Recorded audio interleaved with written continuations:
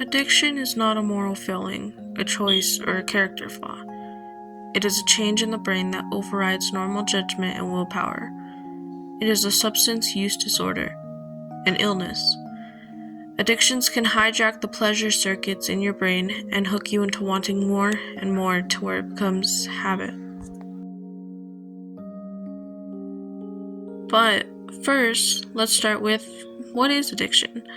Addiction, as defined by the National Institute of Drug Abuse, NIDA, is a chronic relapsing brain disorder characterized by compulsive drug seeking and use despite adverse consequences. Or another way of putting it, not having control over doing, taking, or using something to the point where it could be harmful to you. A person could be addicted to anything: drugs, gambling, sex, food, special interests, anything. We just have to understand that it is treatable. The human brain is the most complex organ in the body. The brain is often likened to an incredibly complex and intricate computer. Instead of electrical circuits, the brain consists of billions of neurons. Each neuron acts as a switch controlling the flow of information. If a neuron receives enough signals from other neurons that it is connected to, it fires, sending its own signal onto other neurons in the circuit. There are 3 regions in the brain that are affected by drugs: the basal ganglia, which play an important role in positive forms of motivation. It is also involved in the formation of habits and routines. These areas are sometimes called the brain's reward circuit. Drugs overactivate the circuit, producing the euphoria of the drug high, but with repeated exposure, the circuit adapts to the presence of the drug, diminishing its sensitivity and making it hard to feel pleasure from anything besides the drug. The prefrontal cortex. It powers the ability to think, plan, solve problems, make decisions, and exert self-control over impulses. This is also the last part of the brain to mature, making teens most vulnerable to being involved with drugs. Shifting balance between this circuit and the circuits of the basal ganglia and the extended amygdala make a person with the substance use disorder seek the drug compulsively with reduced impulse control.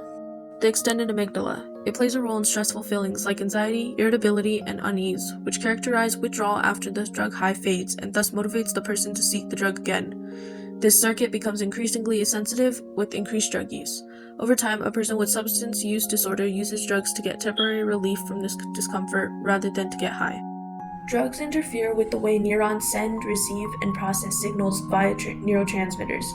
Some drugs can activate neurons because their chemical structure mimics that of a natural neurotransmitter in the body. This allows the drugs to attach onto and activate the neurons. Although these drugs mimic the brain's own chemicals, they don't activate neurons in the same way as a natural neurotransmitter, and they lead to abnormal messages being sent through the network. Other drugs cause the opposite. This too amplifies or disrupts the normal communication between neurons. Dopamine reinforces drug use with pleasurable experience. A burst of dopamine signals that something important is happening that needs to be remembered. This dopamine signal causes changes to make it easier to repeat the activity again and again without thinking about it, leading to the formation of habits. Just as drugs produce intense euphoria, they also produce much larger surges of dopamine, reinforcing the connection between consumption of the drug and the resulting pleasure. Large surges of dopamine teach the brain to seek drugs at the expense of other, healthier goals and activities.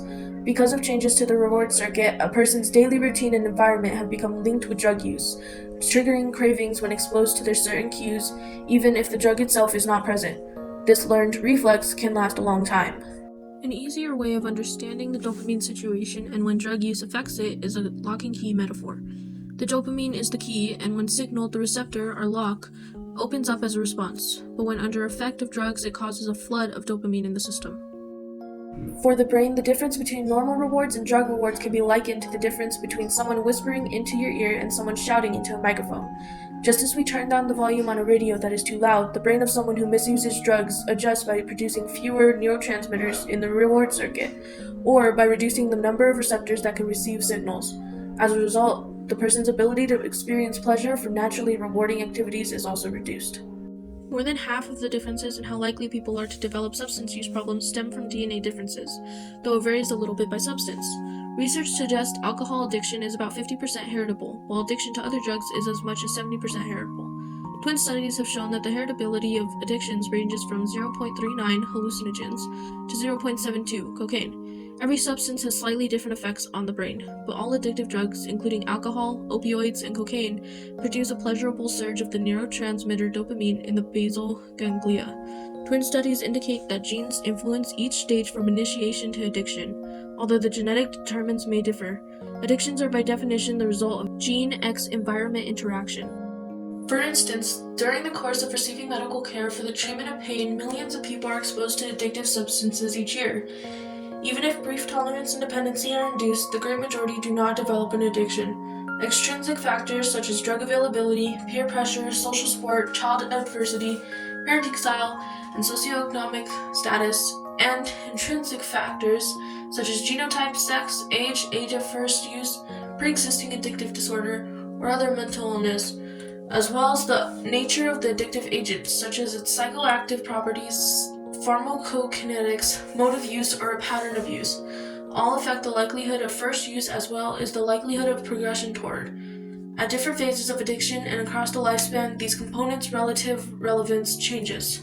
In this study, it was found that a single factor acting universally could not account for genetic risk.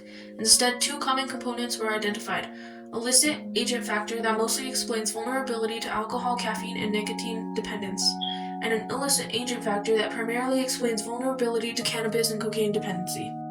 We've learned that the science of addiction shows that there are three regions in the brain that are affected by drugs: the basal ganglia, prefrontal cortex, and the extended amygdala. Drugs interfere with the way neurons send, receive, and process signals via neurotransmitters.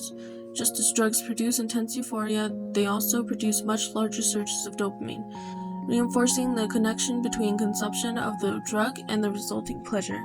Every substance has slightly different effects on the brain, but all addictive drugs produce a pleasurable surge of the neurotransmitter dopamine in the basal ganglia. Now that we have a better understanding of the science behind addiction, we can begin the process of understanding addiction and how it affects people. This helps us find, develop, and understand new and current treatment options and better help afflicted populations receive treatment.